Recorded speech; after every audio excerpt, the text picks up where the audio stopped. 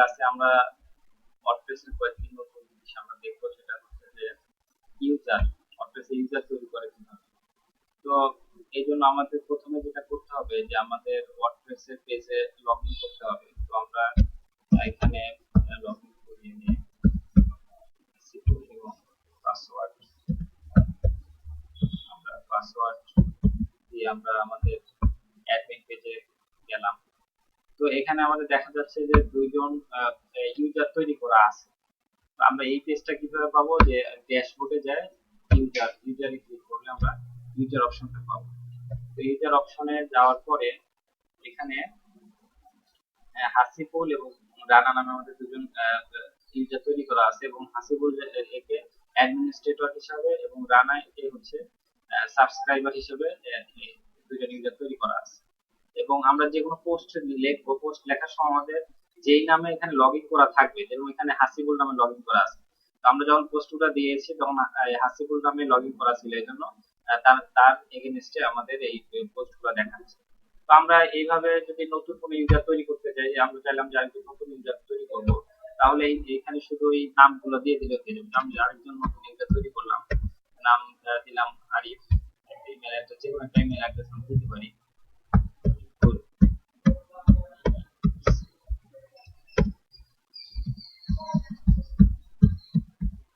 Email address দিলাম। এরপর আমরা এখানে ফার্স্ট নেম লিখি,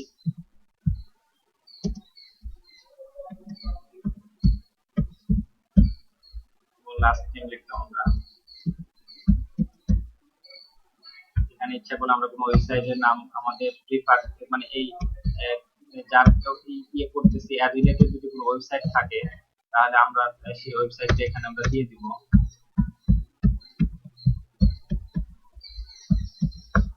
আমরা ওয়েবসাইট দিয়ে দিলাম। এখন আমাদের একটা পাসওয়ার্ড দরকার হবে, আমরা যে কোনো একটা পাসওয়ার্ড এখানে ব্যবহার করতে পারি। তো সাপোজ আমি একটা পাসওয়ার্ড এখানে ব্যবহার করতেছি। পাসওয়ার্ডটা আমাদের প্রথম যে পাসওয়ার্ড দেবো, এরপরে দ্বিতীয় পাসওয়ার্ডটা যদি কি হতে ম্যাচ করতে হবে। তো এরপরে আমি যদি এই আমার এই ইনফরমেশন গুলো একটা, আমি যে ইমেল অ্যাড্রেস, সেই ইমেল অ্যাড্রেসে যদি আমি পেতে চাই, তাহলে এখানে আমি হচ্ছে ইয়ে করে যাব, টিক চিহ্নটা দিয়ে যাব। এবং এই আমি যে ইউজারটা তৈরি করলাম, এর রোলটা কি হবে, সে কিভাবে কাজ করবে, অর্থাৎ সে কি সাবস্ক্রাইবার, অর্থাৎ শুধু সাবস্ক্রাইব করার তার ক্ষমতা থাকবে, নাকি তাকে কন্ট্রিবিউটর না অথর, অর্থাৎ তাকে লেখার ইয়ে পারমিশন দেওয়া হবে, নাকি তাকে এডিটরের পারমিশন দেওয়া হবে, নাকি তাকে অ্যাডমিনিস্ট্রেটর হিসাবে তৈরি করা হবে। এই জিনিসগুলো আমাকে এখান থেকে তৈরি করে যেতে হবে। তো একটা সাইটে আমরা একাধিক অ্যাডমিনিস্ট্রেটরও তৈরি করতে পারি বা ইয়ে করতে পারি। তো আমরা অ্যাডমিনিস্ট্রেটর হিসেবে দিলাম, দিয়ে আমরা অ্যাড ইউজার অংশ ক্লিক করলাম। তো দেখা যাচ্ছে যে আমাদের এখানে তৈরি হয়ে গেছে। তো একটা সাইটে আমরা এখানে যেটা দেখতে পাচ্ছি যে অ্যাডমিনিস্ট্রেটর কিন্তু দুই তিনজন ওয়ার্ডপ্রেসে করার সুবিধা দিয়ে রাখছে, অর্থাৎ অ্যাডমিনিস্ট্রেটর মানে এর হচ্ছে সাইটের যে কোনো কিছু করার অর্থাৎ লগ ইন করে সে যে কোনো কিছু করতে পারে। এইভাবে আমরা ইউজার তৈরি করব। তো আমরা যদি কোনো ইউজারকে আমরা এডিট করতে চাই, অর্থাৎ তার কোনো তথ্য ইয়ে করতে চাই, তাহলে আমরা তার প্রোফাইল, অর্থাৎ এখান থেকে এডিটে যদি ক্লিক করি, তাহলে তার পার্সোনাল অপশনে চলে যাবে।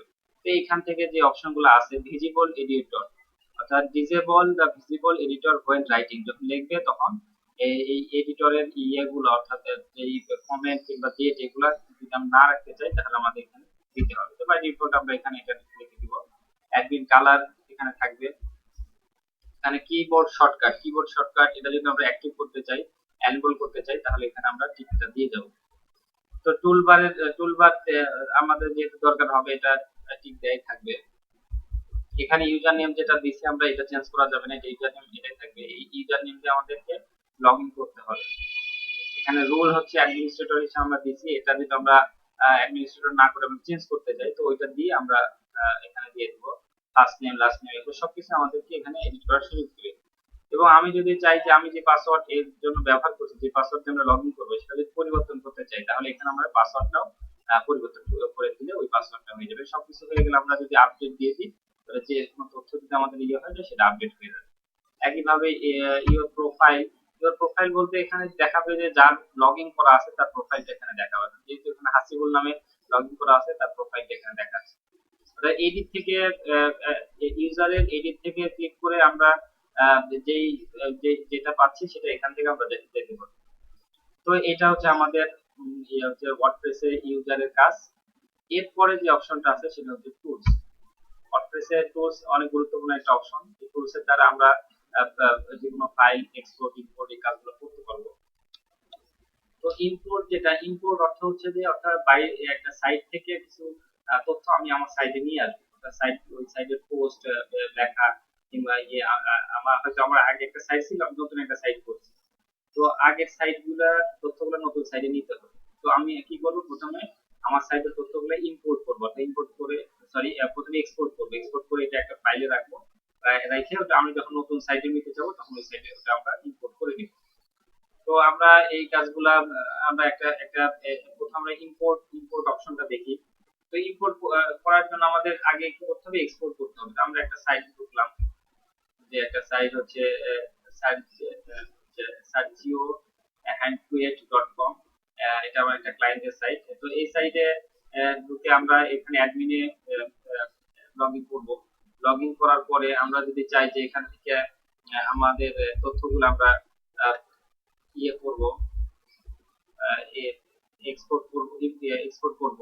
তো এক্সপোর্ট প্রথমে আমরা এখান থেকে আমরা এই তথ্যগুলো এক্সপোর্ট করতে, যেহেতু এটা একটা নতুন সাইট, এখানে তেমন কোনো তথ্য নাই, তো এইখান থেকে এক্সপোর্ট করলে কোনো সমস্যা নাই। কারণ এটা কেবল রানিং অবস্থায় চলতেছে। তো আমরা সাইটটা একটু দেখতেও পারি। সাইটটা থেকে ক্লিক করে দেখি আসলে সাইটটাতে কি কি তথ্য আছে। সাইটটাতে যদি আমরা যাই, তো এখানে কয়েকটি পেজ করা হয়েছে এবং এই যে ছবিগুলো আমি রিসেন্টলি অ্যাড করেছি এখানে। তো এই সাইটটাতে আমরা এই সাইটটা প্রথমে আমরা ইম্পোর্ট করা দেখি যে কিভাবে এটা ইম্পোর্ট করা যায়। তো টুলসে যাই, আমরা হচ্ছে ইম্পোর্ট বাটনে ক্লিক করব। ইম্পোর্ট করলাম। ইম্পোর্ট এখন এই সাইটটা কি হিসাবে আছে, এটা যেহেতু ব্লগার কিংবা অন্য যে যে আছে এগুলো সব আছে। তো আমাদের যেহেতু ওয়ার্ডপ্রেস, এজন্য নিচে সবার শেষে ওয়ার্ডপ্রেস অপশনটা আছে।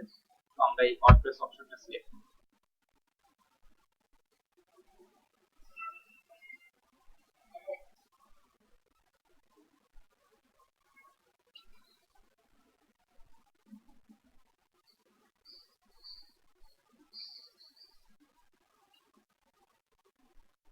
তো ওয়ার্ডপ্রেসে সিলেক্ট করার পরে এরপরে আমাদের হচ্ছে এটা কি করতে হবে, যে আমাদের এই জিনিসটা ইম্পোর্ট করার জন্য যেটা করতে হবে, ইনস্টল নাও এই অপশনটাতে আমাদের ক্লিক করতে হবে।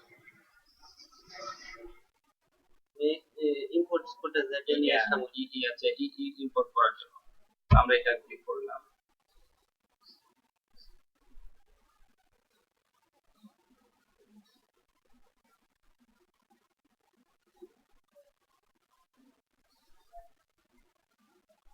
সরি, এটা হচ্ছে এটা প্লাগইন ইনস্টলের ইয়েটা দেখাচ্ছিল। তো আমরা এখানে আমরা ইম্পোর্টারে ওখানে রিটার্ন ফিরে যাব।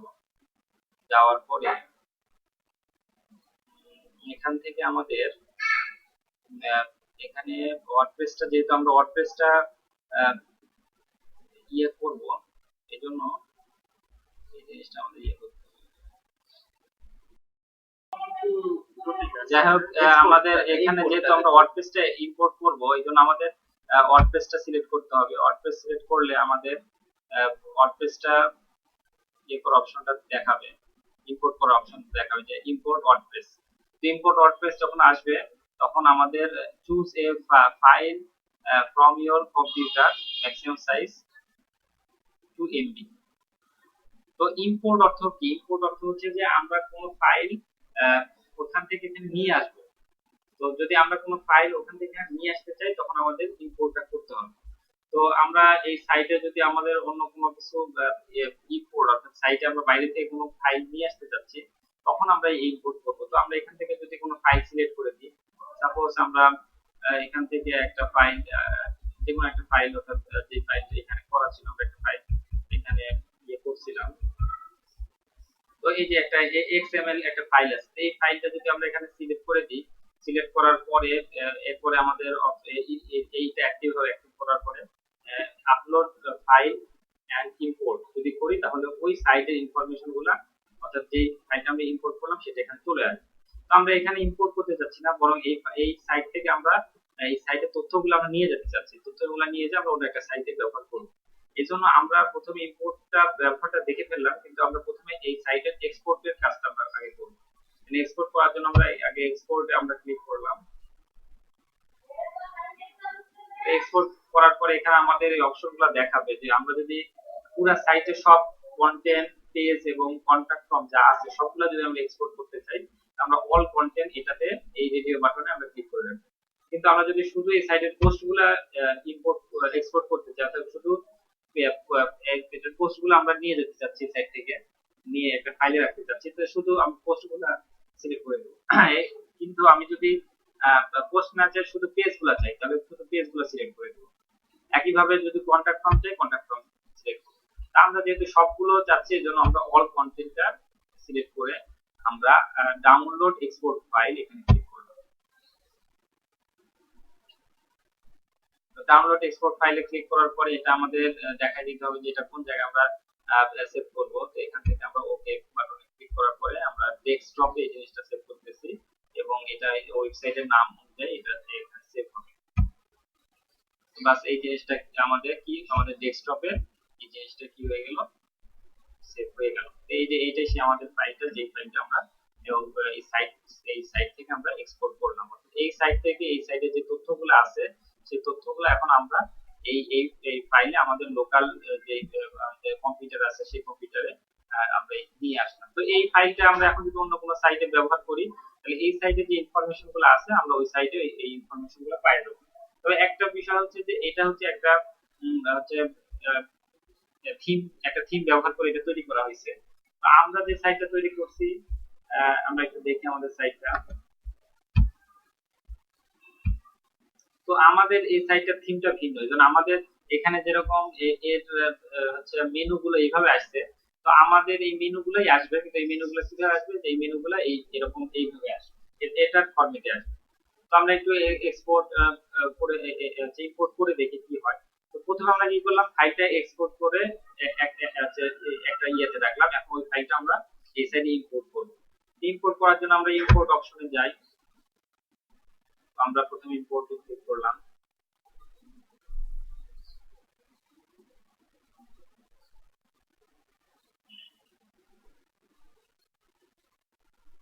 তো এটা যেহেতু ওয়ার্ডপ্রেস, এর জন্য আমরা ওয়ার্ডপ্রেস সিলেক্ট করে দেব। এখানে একটা মেসেজ আসছে, an unexpected error occurs, something may be wrong with wordpress.org or this service configuration। আচ্ছা, এটা বলতেছে, আমরা আরেকবার ট্রাই করে দেখি কি সমস্যা হয়েছে।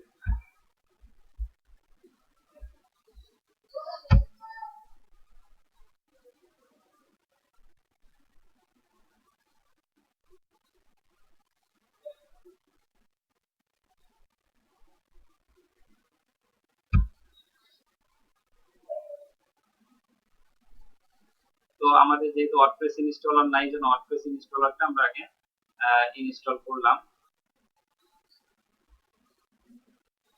তো আমাদের যদি সাইটে আমরা ইম্পোর্ট করতে যাচ্ছি, কিন্তু ইম্পোর্ট করার জন্য ওয়ার্ডপ্রেস ইম্পোর্টার এটা যদি আমাদের সাইটে না থাকে, তো সেটা আমাদেরকে আগে অ্যাক্টিভ করে নিতে হবে। তো আমরা ওটাকে অ্যাক্টিভ করে করলাম এবং রান ইম্পোর্টার। তো আমাদের এখন আমাদের এই এই ইয়েটা ইম্পোর্ট করার জন্য তৈরি হয়ে গেছে। এই ইম্পোর্ট করার জন্য আমাদের প্রথমে ফাইলটা সিলেক্ট করে দিতে হবে। তো আমরা এখান থেকে ব্রাউজ ক্লিক করে আমরা যে ফাইলটা ইম্পোর্ট করতে চাই,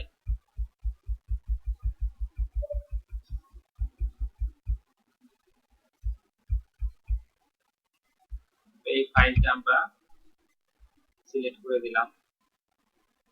তো সিলেক্ট করার পরে এখন এই যে আপলোড ফাইল এন্ড ইম্পোর্ট, তো এইটাতে আমরা ক্লিক করলে এই ফাইলটা হচ্ছে কিন্তু আপলোড হয়ে যাবে, ইম্পোর্ট হয়ে যাবে। এখানে আমাদের একটা অপশন দিয়েছে ইম্পোর্ট অথর। আমরা যদি অ্যাডমিন হিসাবে করতে চাই, তো অ্যাডমিন, কিংবা যদি অন্য কোনো ইউজার এখানে আছে যারা তারা করতে চাইলে সেটা আমাদের সিলেক্ট করে দিতে হবে। তো আমি এটা দিলাম। Import attachment, download and import file attachment, যদি এটা চাই তো আমরা এটাতে ক্লিক করব, আর না চাইলে এটা এভাবে রেখে আমরা সাবমিট করব। তো আমাদের কি কি ইম্পোর্ট হয়েছে সেই জিনিসগুলো দেখাইতেছে, ফাইল ইম্পোর্ট মিডিয়া আর কি কি হয়েছে। তো remember to upload the password and rules of India. তো আমাদের এইটা হচ্ছে ইম্পোর্ট হয়ে গেছে। তো আমরা যদি এটা আমাদের সাইটে যায় রিফ্রেশ দিই তাহলে বুঝতে পারবো আসলে আমরা কি কি ইম্পোর্ট করছি। হ্যাঁ, তো দেখা যাচ্ছে যে আসলে ওই সাইটটাতে যে যে ইনফরমেশন, যেহেতু আমাদের এই সাইটটাতে আগে থেকে একটা কন্টাক্ট আস পেজ ছিল, এটা হচ্ছে আমাদের সেই কন্টাক্ট আস পেজ যেটা আমরা আগে থেকে তৈরি করছিলাম। কিন্তু এই যে পরে যে কন্টাক্ট আস পেজ আসছে এটা হচ্ছে এখানে যে কন্টাক্ট আস পেজ আছে, অর্থাৎ এই যে কন্টাক্ট যে পেজটা, এই পেজটা এখানে ইম্পোর্ট হচ্ছে। তো এই পেজটা আমরা যদি দেখি তাহলে আমরা শিওর হয়ে যাবো যে আসলে কিভাবে এই যে এই পেজটা, অর্থাৎ এখানে যে কন্টাক্ট আস পেজ ছিল এটা আসছে, কিন্তু এটা হচ্ছে এই পেজের ফরম্যাটে আসবে, অর্থাৎ এখানে যে ফরম্যাটটা আছে এই ফরম্যাটে যেটা আসছে। এছাড়া অন্যান্য যে পেজগুলা ছিল সেই পেজগুলা দেখা যাচ্ছে যে সবগুলোই এখানে চলে আসছে। তো এইভাবে একটা সাইটের বিভিন্ন ইনফরমেশন গুলো আমরা এখানে ইম্পোর্ট করে নিতে পারি। এই হলো ওয়ার্ডপ্রেস অন্য কোন সাইট থেকে অন্য কোন সাইটে আমরা আমাদের ক্লায়েন্ট বললো যে আপনারা আমার একটা সাইট বানায় দেন যে সাইটে এই সাইটের মতো হবে।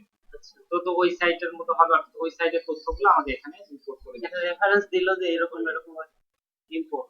এইভাবে আমরা ওয়ার্ডপ্রেসের এক্সপোর্ট ইম্পোর্ট এক্সপোর্ট না ইম্পোর্ট, এক্সপোর্টের কাজটা আগে দেখছি। এক্সপোর্ট অর্থাৎ এই সাইট থেকে আমরা যে তথ্যগুলো নামে একটা ফাইলে রাখলাম সেটা ছিল এক্সপোর্ট কাজ, মানে এখান থেকে নিয়ে যা বাইরে ডেস্কটপে কোথাও রাখলাম। এবং এরপরে ওইখান থেকে আমরা যে সাইটে নিয়ে আসলাম সেটা হচ্ছে কি আমাদের ইম্পোর্টের কাজ। এইভাবে আমরা এই কাজগুলা করতে পারি। ধন্যবাদ আপনাদের। মোটামুটি